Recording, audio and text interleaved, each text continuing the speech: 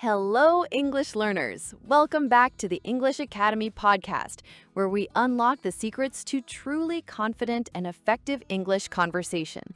I'm your host, Chloe. And I'm Liam. Today, we're diving into something that seems simple but can be surprisingly tricky, asking questions in English. You know, how to get the information you need or start a conversation without sounding too blunt or awkward. Exactly. Asking a question feels basic, but native speakers use so many subtle ways to make them polite, friendly, or formal. Today, we're giving you the tools to ask away like a pro in any situation. This episode will help you structure your questions correctly, choose the right words for politeness, and understand when to be direct versus indirect. Get ready to boost your conversational skills. But first, let's hear from our amazing listeners. You know, Liam, we get so many messages about this. Here's one from Chen in Vietnam. When I ask questions, sometimes I feel like I'm interrogating people. How do I make my questions softer? That's a great point, Chen. It's all about tone and specific phrases. We'll give you plenty of ways to sound more polite and friendly today. And we also heard from Isabella in Colombia, who said, I know what and where, but I feel stuck with only basic questions. How can I ask more interesting things? Isabella, we totally understand. We'll show you how to expand your question repertoire for deeper conversations. So, Chloe, are you ready to guide our listeners through the wonderful world of English questions? Let's help them ask away. I am, Liam. Let's start with our first crucial step. Understanding the basics of yes, no, and WH questions with a focus on sounding natural.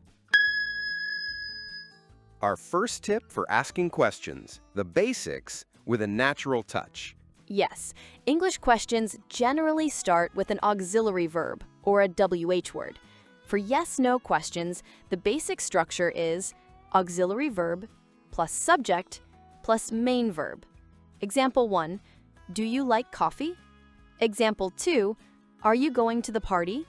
Remember to use a rising intonation. Make your voice go up at the end. Exactly. If your voice stays flat, it can sound like a statement, not a question.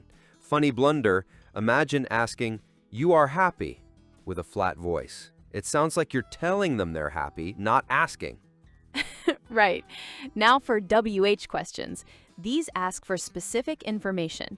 The basic structure is WH word plus auxiliary verb plus subject plus main verb.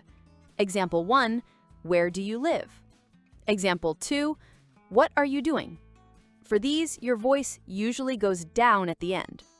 So, if you want to know the location, you use where. If you want to know an action, you use what. It's simple once you get the hang of it. Funny blunder, someone asks you, "What is your name?" and you reply, "Yes." That's confusing. Definitely. So listeners, master these basic structures and practice your intonation. Excellent. Once you know the basics, Chloe, what's our second step for making questions sound super polite? Our second tip is politeness is power, softening your questions. Yes, this is where you avoid sounding too direct or demanding. Use polite modal verbs like could or would. Instead of give me the salt, too direct, say, could you please pass the salt? Or would you mind passing the salt? Even more polite.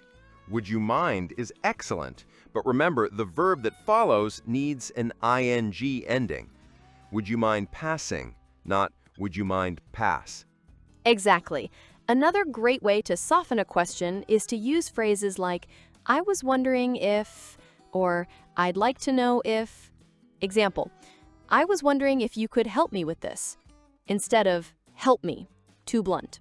These phrases make your question sound like a gentle request, not an order. Funny blunder, imagine asking your new boss, "Give me a raise." That's definitely not polite. No, Liam, that's a demand, not a question.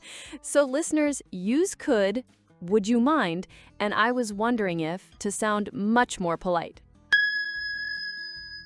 Excellent. 2 great steps down. Now, Liam, for our third secret to smart questions, direct versus indirect questions. Our third tip is direct versus indirect questions. Knowing when to use each is key. Absolutely. Direct questions are straightforward. They're good for casual, quick information. Example, what time is it? Example, where is the restroom? But indirect questions are more polite and formal.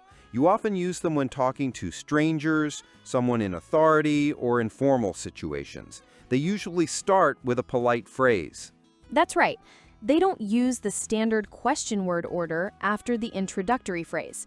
Instead of, what time is it? Direct. Say, could you tell me what time it is? Indirect. Notice it is, not is it. Instead of, where is the restroom? Direct. Say, do you know where the restroom is? Indirect. So the indirect form sounds much softer and less demanding. It's like asking for information, but giving the other person an easy way to say no or I don't know. Exactly. Imagine asking a stranger in a serious office, what do you do? Very direct, maybe a little aggressive. But an indirect question like, could you tell me what your role is? Sounds much more professional and polite. So listeners, use direct questions casually and indirect questions when you want to be extra polite or formal. Wow, Liam, we are really mastering the art of questions today. Now for our fourth and final tip, asking for opinions and preferences. This is how you get people to open up and share more. Our fourth tip is asking for opinions and preferences. Yes, beyond just getting facts, you want to know what people think or like. Use phrases like, what do you think of? Or, how do you feel about? Or, what's your opinion on? These invite a more thoughtful answer than just yes or no. For example, what do you think of the new movie? Instead of, do you like the new movie? You can also ask for preferences. Which do you prefer, tea or coffee? What's your favorite kind of music? These questions help you find common interests and build connections in a conversation. Funny blunder, imagine asking, so, what's wrong with you? That's not exactly asking for an opinion politely. No, Liam, that's a very direct and potentially offensive question.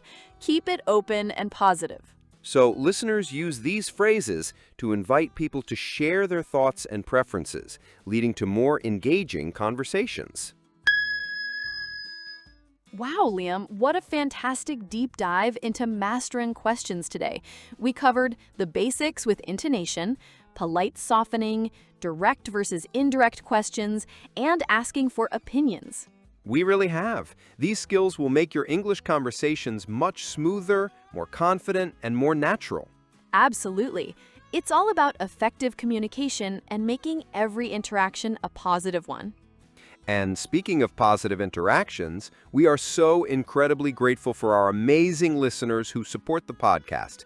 If you enjoy what we do and want to help us keep creating these free English lessons, you can support us on buymeacoffee.com/EnglishAcademyPodcast. It truly helps motivate us. Yes, your support makes a huge difference, and we love hearing from you. Which type of question will you try practicing first? Or do you have a funny question-related story to share? Let us know in the comments below. We love hearing your stories and seeing your progress. Before we wrap up, Chloe, what's one final piece of encouragement for our listeners to become question masters? I would say be brave and just ask. Don't worry about being perfect. Every question you ask is a step towards more fluent and natural English.